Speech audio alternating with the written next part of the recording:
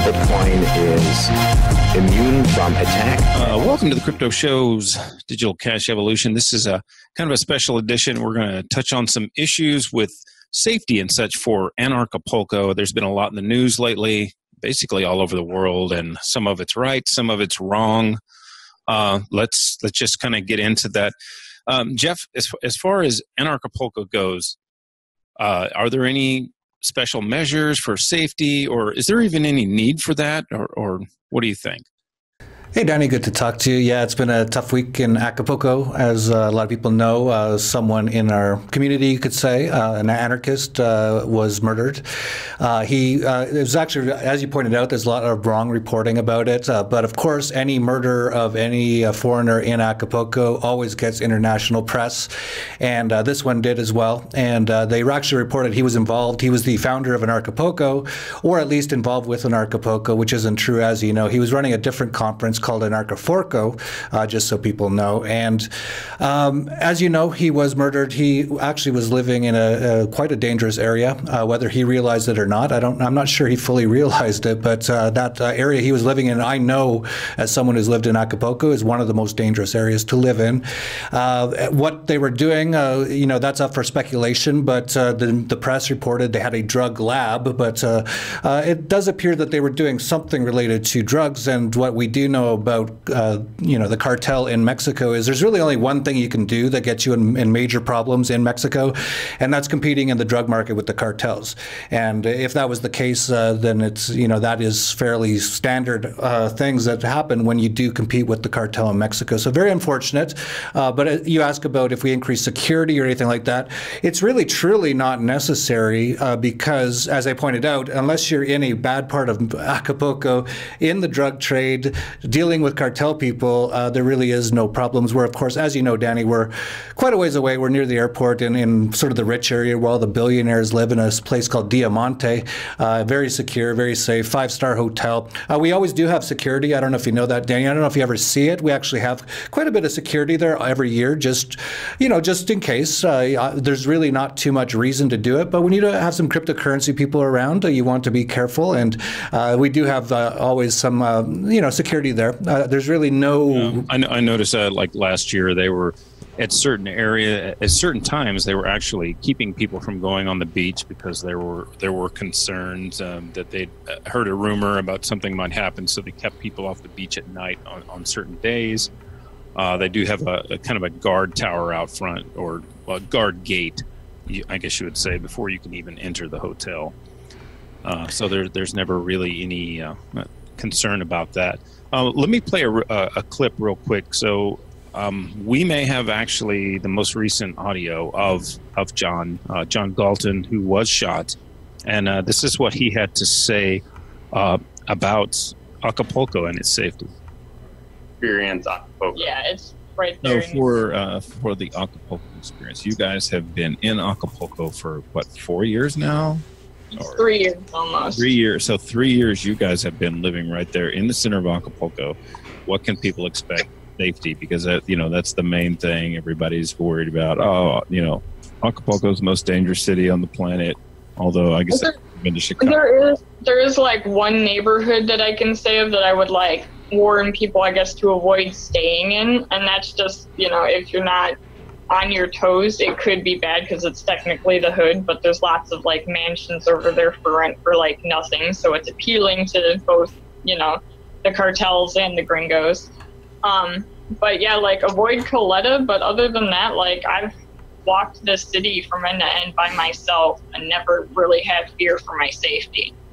I keep my wits about me, I don't go out dressed, scandalously all by myself and do sketchy things, but it's pretty damn safe here, surprisingly. Yeah, for us at least, it's been the safest city of the size either of us has ever lived in. We really enjoy it and don't have negative things to say about it in that regard. Yeah, that's a big part of why we forked, was just because the city itself is so amazing. It has so much to offer, and Diamante has a lot to offer too. It's different, and people come expecting Acapulco and they see that and they're just like, well, this isn't what I expected.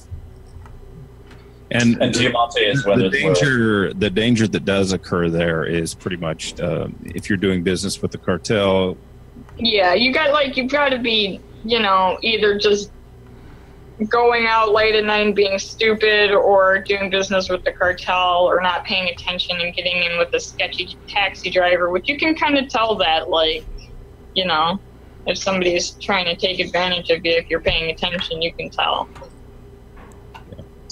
But it's not any worse than any other city, and I think I had more people try to take advantage of me in just about every U.S. city that I've been in than I have here, so.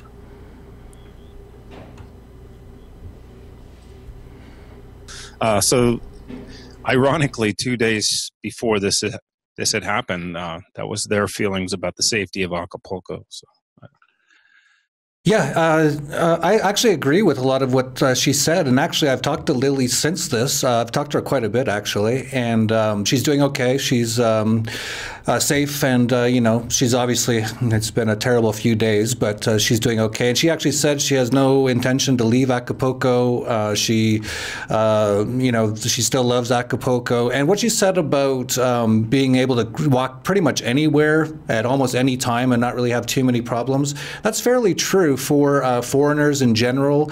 Really, all that this comes down to is if you're involved in the drug trade in Mexico, you can have major problems. And that looks like what happened. Now, if they were involved, how much they were involved, that's up for question. But from what I'm hearing from even some cartel people, that they were suspected of being involved in the drug trade. And when you're suspected of being involved in any way and you're not dealing with them, you don't have their permission to deal in that area or anything like that, that's generally the response. Just another form of government. So they escaped one government to fear another, I guess.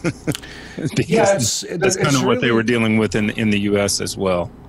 Yeah, they were going to be kidnapped and put into a cage for 25 years for a very similar sort of thing in the U.S., cannabis-related sort of a thing. All of this was caused by the war on drugs, of course. All the government prohibition causes all of this violence. That's what really makes us all so sad. And the fact that they are anarchists and like us and in Acapulco, and that they ended up having problems because of the violence caused by the war on drugs, caused by the prohibition of government, is truly sad. But the safety in Acapulco, I still live in Acapulco. I've been there for 10 years. You've been there. Nothing's really changed. It's just don't get involved. I'll be heading in the drug down business. there on the 9th, driving a big, huge Target. And but I'm not really worried about that. Also, we were pointing out that Anarchapulco has basically become a festival. And so like South by Southwest is this huge festival, and all kinds of other things will pop up out of that. And this is what you're having now is with Anarchapulco. You have Anarchaforco, Anarch Awakening, and Anarcha, just about anything you can think of, because it's become so successful. And even with what was thought to be the death of Anarchaforco because of this incident, it looks like the community has stepped up and they want to actually hold it in their honor. Are you guys going to have anything kind of like at Anarchapulco to give a nod towards them, or? Definitely, I probably will be mentioning it in my opening speech. It's very sort of important to the community event that has occurred. I do know a lot of people that are talking about carrying on in Anarchaforco, even if Lily isn't able or willing to do it this year. I've seen so many people volunteering to do it. So, yeah, really, this entire sort of thing is just people getting together and celebrating freedom and talking about how we can have a freer world and get rid of a lot of this government violence causing things like the war on drugs, causing all these deaths, all the wars, all the bombs, trying to stop it all, and trying to make new systems to make the government systems obsolete. So we're not stopping that. This does not change anything. In fact, in some ways, it sort of emboldens us to continue on, because we're having friends dying because of the war on drugs now, and we've had that before. In fact, as you know, Danny, so many of our speakers have been either caged, killed, well, not killed, but tried to be killed. John McAfee's currently on the run. Well, he may be dead. We don't know yet. Yeah, there's died years ago. He may have died years ago. We don't know. Yeah, then there's Cody Wilson, who you know well. He was framed there in the U.S., and you know, they come after us in so many different ways. And you know, one of the sad things out there, Danny, that I've noticed is some anarchists are actually like laughing at us, like, "Oh, you guys should have known better" or something. It's like, what? We're out here living the true. We're not just talking about anarchy; we're actually living it. And any little anarchist sitting there on his laptop in the U.S. paying his taxes and bowing down to the police and stopping, showing them his license every time they stop them, you know, they can just shut up, basically. They're not living anarchy. We're out there actually living it. And then, of course, there's a ton of statists all saying, "Oh, this was all, you know, that's what you expect. That was anarchy, what happened." Of course, it's not, you know, so we're under attack by virtually everybody, but we're not stopping. We're going to carry on. And I've heard very few people say that they're not coming because of this. And you know, there's going to be over 2,000 people at Acapulco, and we're going to do what we do every year, which is have a lot of fun and try to change the world. Awesome. Well, I guess we can go ahead and cut this short. I just kind of wanted to address what, you know, safety in Acapulco, and if anybody had any concerns about that we would address that, and just kind of talk about what this was. Is there anything special that people should look forward to Acapulco that hasn't been announced yet, or? Well, we just announced Mortal Technique is going to be our lead musical act. So we're going to have our music night on February 14th, a concert with Immortal Technique, and he'll be the people before him will be Backwards, who rocked it last year, and Elias Clay. She's a great rapper. Things like that. As far as safety, just to reiterate, you come into Acapulco, it's as safe as can be at the airport. There's a ton of military guys there if you think that gives you safety, but you know, you have that kind of thing. And we're about 10 minutes from the airport in the nicest part of Acapulco. It's really literally where all the billionaires live. Nothing really ever happens in that area. And, you know, listening to that talk with Lily and John talking about that they wanted to keep an Acapulco in the Bay Area of Acapulco, you know, part of the reason, as a little part, but the main reason was that there's no hotels that could hold an Acapulco anymore in the Bay. But there was a part of me who kind of wanted to move it to Diamante just to make sure, because we didn't want anything like this to happen. And, you know, that part of Acapulco, there is sometimes some shootings and things like that. It's sort of like Chicago in that sense.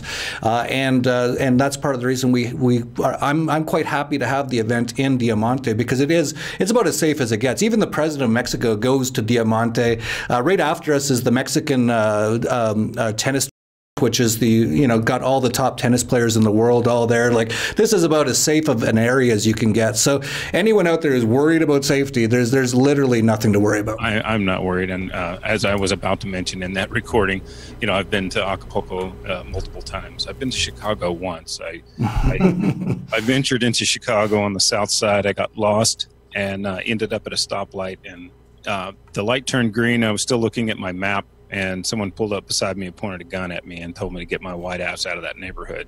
So I haven't been back to Chicago since. Not sure why. I had a similar thing happen in Tampa myself, and very similar. I got a little lost, got a few blocks off the main track, and very similar sort of a thing happened to me. And that has never happened to me in Acapulco. It's really not like that. People have all these ideas of what Mexico and Acapulco are like, and there's cartels and there's gangsters with guns everywhere. It's really not like that. But if you're involved in the drug business in Mexico, you can definitely have some major problems. Yeah. I mean, I guess people can band together and just be a little bit more vigilant. And if you're scared of certain things, I guess just stay away from that. No, just...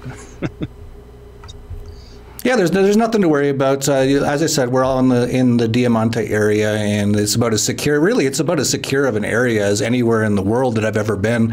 Really, nothing happens out there.